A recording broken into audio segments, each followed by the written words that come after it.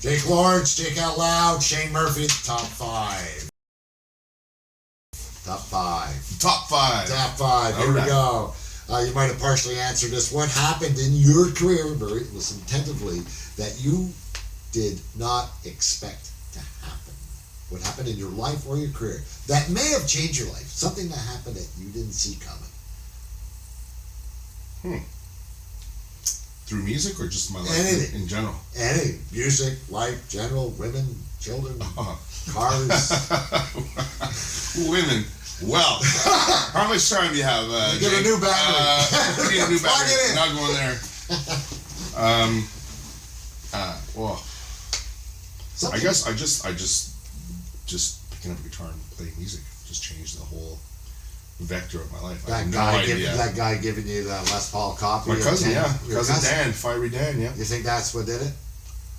I mean, that changed, of course, your life. It did, really. I think me expressing an interest in. I mean, you can blame, you can blame things that happen. It's whether you not choose to engage. Not to get too metaphysical, but destiny. I would say it was funny because I never felt like a naturally musical person. Okay. It's just like music didn't come easily to me like some people. I've had friends who are very capable, and they just didn't continue on. For some reason, I just kept perseverance. Perseverance. Or it just put me in a space. So just finding music in general is just it's strange, because I walk. I take it for granted. I get guitars all around the house. I get guitars in the car, and I'm always just like I don't even think about it. I'm always with this thing in my hand, but I don't feel like I'm a musician. I don't identify as a musician. Not really. I mean, I know I somewhere subconsciously I do. I am what I am. But I think how would I be if I wasn't a musician? Would I be? I have a question. I have that question coming later. What are you good at that nobody knows about? Like a guilty pleasure other than music? What am I good at? What's your guilty pleasure? Guilty pleasure can be something you're good at. It's kind of a two-part question, really. You have a guilty pleasure when you're not playing music. Man, that's strange. You're giving me these good questions. I've never been asked any of these questions before, so I'm like, my guilty pleasure. I don't really have any guilty pleasures because I just engage in what I want to do, so there's no guilt associated with it. I mean, like a terrible TV, like a terrible TV show. Knitting. You're leading me here, Jake. You're leading me. I really. This is strange. No one's gonna get this, but I'm really into this guy called. He's since passed on. Christopher Hitchens. Christopher Hitchens. Yeah, and he was. Who is he? He was an essayist for Vanity Fair, a polemicist. He was on C-SPAN all the time. He was a political commentator, political scientist, and was on a bunch of TV shows. And he's I watched hours and hours, hours of this guy. Yeah, like more than you should. Yeah, I hurt my back really bad and I was in bed for like 10 months. Oh, jeez.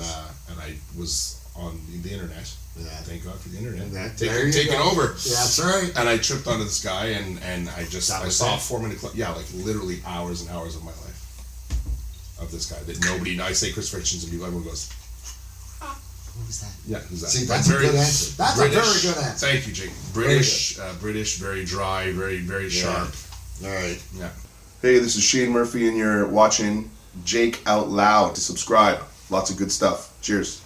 Best and worst show. Could have been. What was your worst design? That played?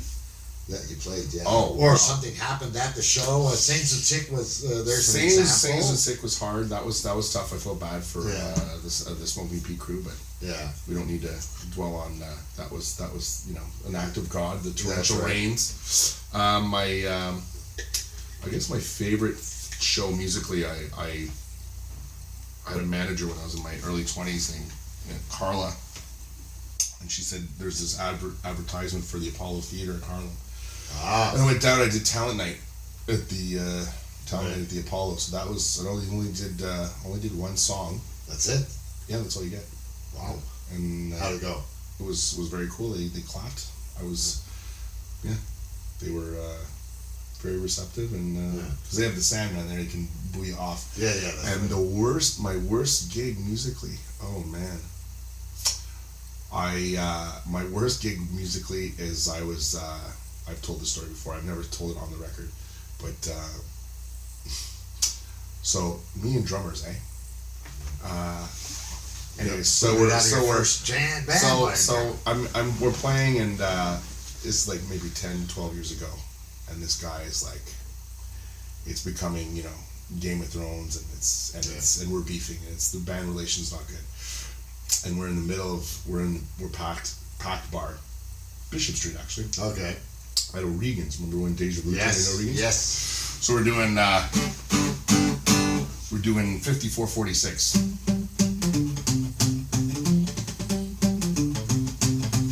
Now in 5446, this is a bit out of tune, sorry.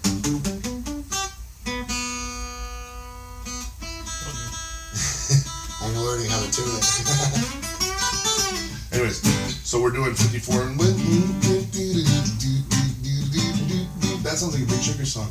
Turn the lights on, baby, turn the lights on, baby, turn the lights on. Anyways, 5446. Right. 5446 was my number. And it goes like this. This is all part of the story, Jake. And there's punches, okay? Okay. Bars packed. Right. And we're beefing. Things are not good. We're not even talking. Give it to me one time. Give it to me 2 times. And so on and so forth. So when you do a punch in a band, yeah, the whole important thing about a punch is that everybody's got to do it. Right. Okay. Now he's an extremely talented drummer. Like play this stuff with his eyes closed. Extremely talented, gifted, and worked hard and whatever. We just didn't get along. And so, if you're the singer and you're leading the song, right, it's a sign of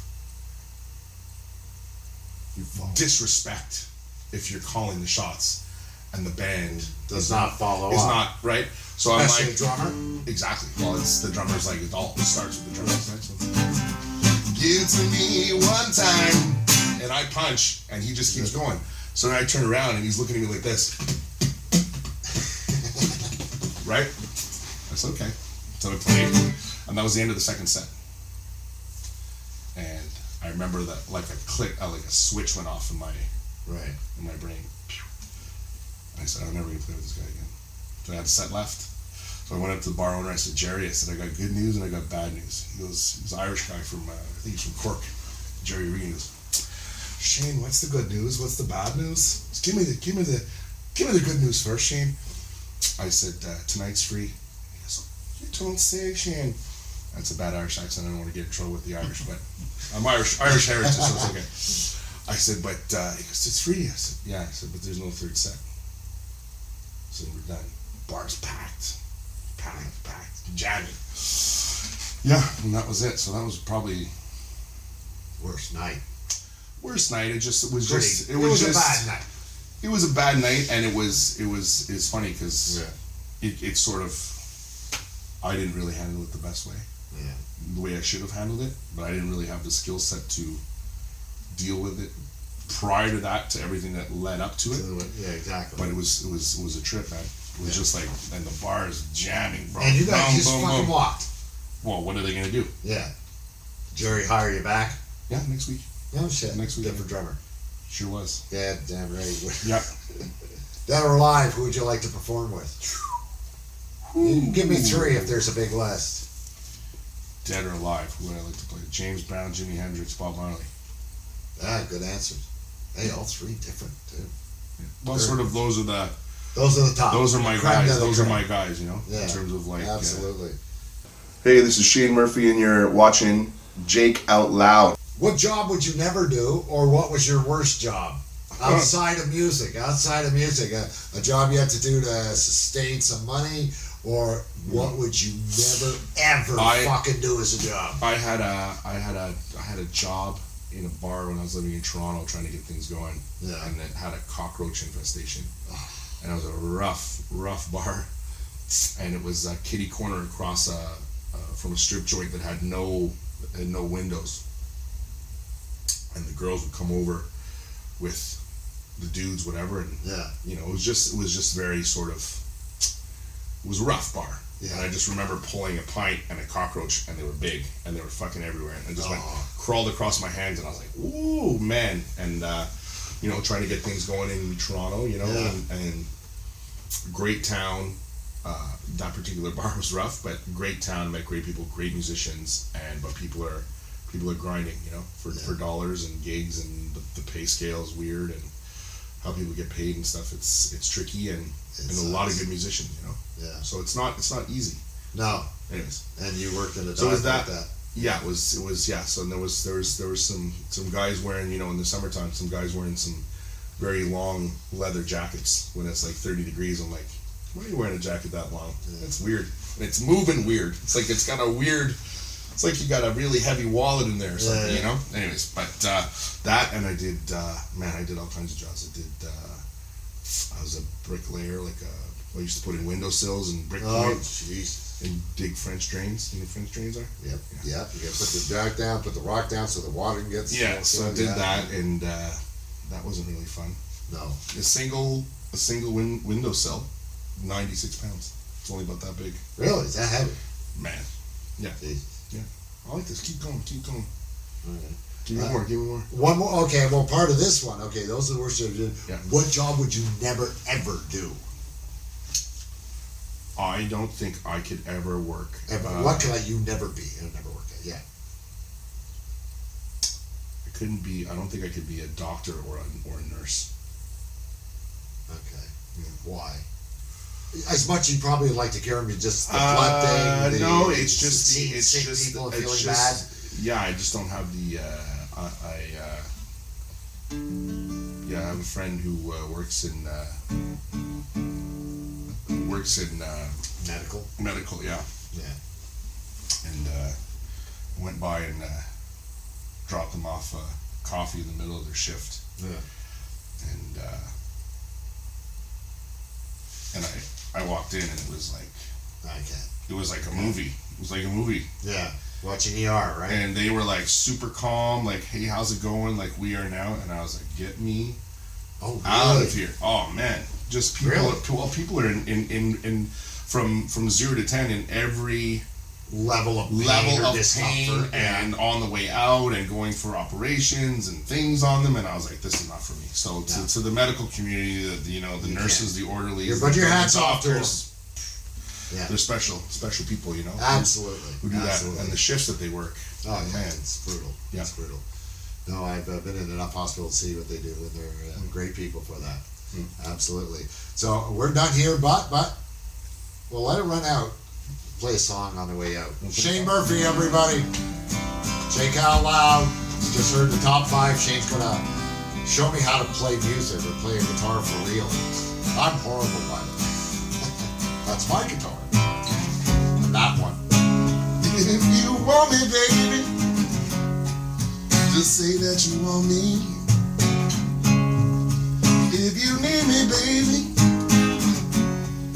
say it to me. Ain't I talking plain? Ooh, don't make me explain. That's a new one. It's gonna be on the album. I can't play anymore. That's coming up. Teaser alert. Shane Murphy. All right. Thank you very much, buddy. Thank you. Thank you.